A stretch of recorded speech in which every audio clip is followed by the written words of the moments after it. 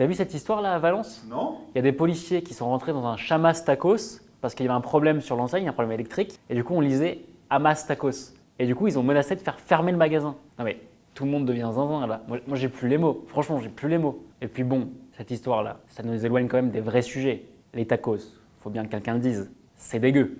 T'es sérieux? Bah quoi? On peut plus rien dire. Non bah Pascal Pro a raison, hein. On ne peut plus rien dire dans ce pays. Comment Sérieux. On doit leur enlever leur carte de presse. Vous avez des pensées bizarres. Sauf que comme t'es un bourgeois... Arrêtez de La donner des polémique ordres. Gérald Darmanin. Est-ce que ce serait pas un petit peu notre Donald Trump à nous? Ok, la question est un peu bourrine, je vous l'accorde, d'autant que Trump a quand même une sacrée avance, ok. Mais on va se la poser quand même, tant le ministre de l'Intérieur a multiplié les sorties mensongères, abjectes et en roue libre depuis 15 jours. Il faut dire que le contexte sied à merveille au style outrancier de Gérald Darmanin, qui se voit bien en profiter pour se hisser patiemment jusqu'à l'Elysée en 2027. Reprise des attentats sur le sol européen propice à un discours simpliste et sécuritaire, conflit au Proche-Orient qui déteint sur les débats en France, loi immigration dans les cartons, c'est un bingo pour Darmanin. Non mais calmez-vous madame, ça va bien se passer. Bah non, ça va pas bien se passer Gérald, parce que tu racontes n'importe quoi. Et en fait, c'est même une stratégie. Faire polémique sur tout pour fixer l'agenda médiatique autour de sa personne, en dicter le rythme, c'est une vieille technique. Trump en a été le champion incontesté, Darmanin s'y essaie comme le 16 octobre sur CNews. Nous avons fermé 1100 établissements islamistes et depuis quelques semaines, je m'intéresse particulièrement, M. Benzema est en lien, on le sait tous, notoire avec les frères musulmans. Vous l'avez forcément vu passer, voilà donc le ministre de l'Intérieur qui s'en prend à l'ancien attaquant des Bleus, coupable à ses yeux d'un tweet de soutien aux victimes gazaouis de la contre-offensive israélienne. Évidemment, l'accusation est totalement absurde et Darmanin n'a aucun élément pour l'étayer, mais il s'en fiche. Ça marche. On parle de ça, on parle de lui. C'est pas pour rien non plus qu'il est en une du JDD de Bolloré cette semaine, faisant de lui le Premier ministre de premier plan à rompre le cordon sanitaire et à parler à l'hebdo d'extrême droite. Darmanin veut être le maître des horloges et le piège se referme sur les autres. Le ministre de l'Intérieur, il a rien d'autre à faire que de lire les tweets de Benzema. Je découvre le contrôle de tweets au faciès. Gérald Darmanin se déshonore absolument complètement avec cette opération. La gauche en parle, gaspille de son temps d'antenne à répondre sur Benzema jusqu'à porter le sujet à la tribune de l'Assemblée nationale. Ainsi, le footballeur Karim Benzema serait un dangereux extrémiste en lien avec les frères musulmans, pour citer M. Darmanin. Pour la gauche, c'est en fait quasi impossible d'éviter le show-strap. C'est compliqué de ne pas toucher un mot des délires du ministre. Benzema n'a pas besoin d'avocat en fait. Il en a déjà un qui fait ça très bien. Moi, je peux être tout à fait clair et précis là-dessus. Non.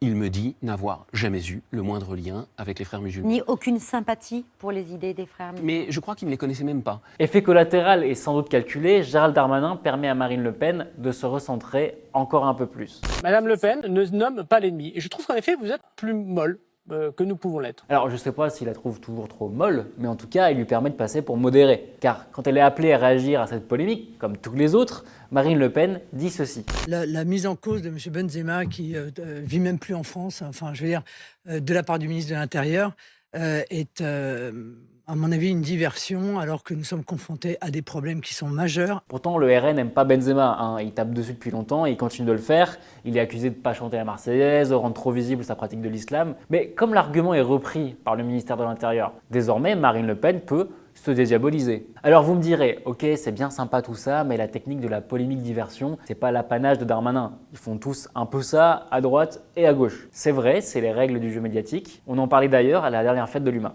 Moi, il y a un truc qui effectivement me frappe et que je trouve assez terrible, c'est qu'aujourd'hui, pour un responsable politique, ça n'est pas possible de ne pas s'exprimer sur un sujet. C'est-à-dire que un responsable politique qui ne réagira pas à l'événement dramatique du moment ou même à la politique du moment se le verra reprocher. Mais il y a une autre marque trumpienne de Darmanin. C'est sa tendance à prendre l'état de droit par-dessus la jambe, avec ce côté ultra démagogue. Oh oui, les règles, on s'en fout un peu, l'important c'est d'agir, l'action, l'action. Tout de suite après l'attentat d'Arras, qui a coûté la vie au professeur Dominique Bernard, le ministre prend la parole. Il y a 4000 étrangers délinquants que je ne peux pas expulser du territoire national, alors même que je le veux, parce que la loi empêche de les expulser, soit parce qu'ils sont mariés en France, soit parce qu'ils ont eu des enfants en France, soit parce qu'ils sont arrivés avant l'âge de 13 ans sur le territoire de la République, quand bien même ils auraient commis leur acte après 18 ans. Anticipant les critiques sur sa droite et son extrême droite, Darmanin essaye de les doubler et explique carrément qu'il y a ce fichu droit là qui lui les mains et l'empêche d'agir correctement.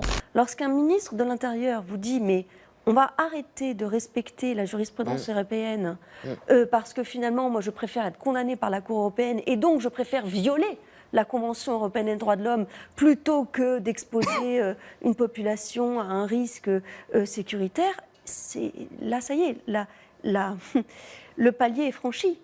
L'état de droit est malmené par de tels propos. Quitte à suggérer qu'on l'empêche finalement d'expulser les terroristes, comme cela aurait été le cas pour le tueur d'Arras, ce qui n'est pas tout à fait vrai. Quand on nous explique que dans l'absolu, cette personne-là n'est pas expulsable, c'est pas vrai. C'est pas vrai. Et ce qui m'inquiète, c'est qu'on entend de la part de ministres, du gouvernement, alors que les textes sont très clairs. Le texte dit que l'expulsion est possible si la personne adopte des comportements de nature à porter atteinte aux intérêts fondamentaux de la nation. La Cour européenne des droits de l'homme, l'état actuel du droit, Darmanin s'en cogne. Tant qu'il peut jouer les Sarkozy sur les plateaux, profiter du quasi-silence d'Emmanuel Macron et occuper bien sûr l'espace médiatique. Exemple, Darmanin voulait interdire purement et simplement toutes les manifs pro-palestiniennes. Macron n'y a rien trouvé à redire. Je vous donne ma position en toute sincérité. Je pense qu'il y avait un délai de décence, il y avait eu une attaque terroriste, c'était pas bon. Après, je regarde partout comment ça se passe en Europe. Regardez dans toutes les capitales où il y a des manifs. Il y a des éléments très durs qui arrivent et qui font les pires trucs.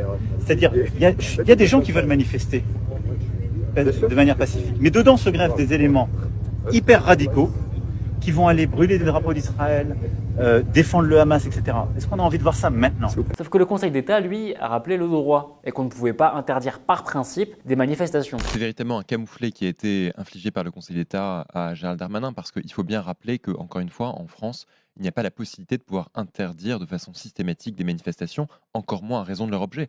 Et vous aviez en fait un télégramme du ministère de l'Intérieur qui permettait, uniquement parce que des manifestations étaient pro-palestiniennes, de les interdire parce qu'elles étaient considérées par principe comme pouvant porter atteinte à l'ordre public. Pas grave, le ministère a quand même insisté auprès des préfectures pour qu'elles soient interdites pour des motifs parfois lunaires, on vous en a mis quelques-uns ici. Pour Darmanin, on a l'impression que les bras de fer avec les institutions, garantes du droit, sont autant d'occasions de nourrir son récit de briseur de tabous, du type qui bataille contre les pesanteurs étatiques parce que lui comprend ce que veut le peuple, le vrai, le fameux bon sens du charcutier de Tourcoing. C'est un peu comme Trump qui, à chaque fois qu'il est accusé par la justice américaine, se fait passer pour une victime et ça prouve dans son récit qu'il est seul contre tout le monde. En fin de semaine, à l'heure où nous publions cette vidéo, Gérald Darmanin doit s'offrir encore une de ses séquences en se confrontant au Conseil d'État sur la viabilité ou non de son décret de dissolution des soulèvements de la Terre. Non mais calmez-vous madame, ça va bien se passer. Bah ouais, ça va bien se passer, parce qu'en fait, dans tous les cas, ce sera une victoire médiatique pour lui. Ça aussi, c'est dans l'ère trumpiste du temps. Quand Darmanin perd, il gagne. Quand la justice le désavoue dans les tribunaux, il marque des points dans les médias auprès d'un électorat qui veut des solutions simplistes et pas se prendre la tête avec les droits de l'homme, les libertés fondamentales, tous ces trucs-là. Darmanin, le petit provocateur démagogue, sied à son époque. Pas de bol pour nous, c'est aussi la nôtre. Quand j'entends le mot violence policière,